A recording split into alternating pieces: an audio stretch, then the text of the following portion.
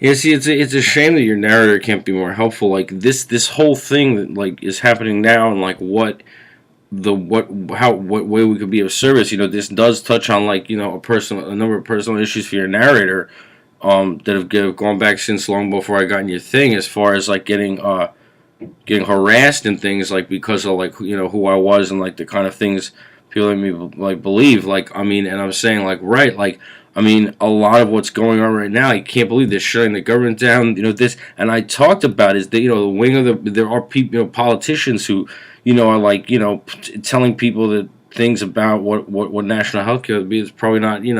There's a lot of phobia about in some of these movements.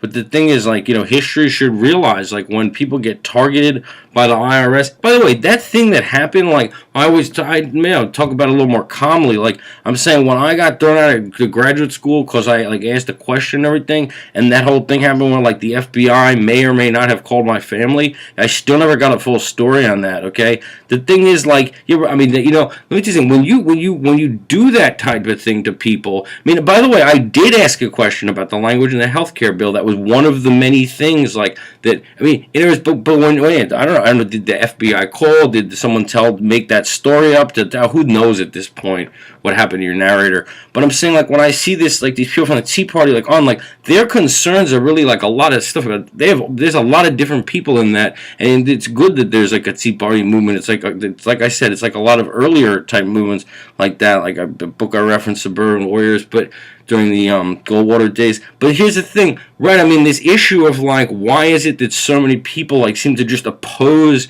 moving towards a national healthcare system, or like, of what are they thinking? And I said, do people really think it means that government's gonna take over your life and everything? But I was reminded, like, right, people have been targeted by the IRS.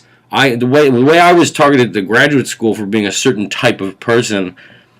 It's interesting, you get targeted because of the things I wanted to learn about, targeted because of that I could pay the full tuition, which meant the sector, the society I came from. I mean, targeted for all kinds of reasons. But I'm saying, right, I mean, people in that Tea Party movement, they were getting targeted by the IRS.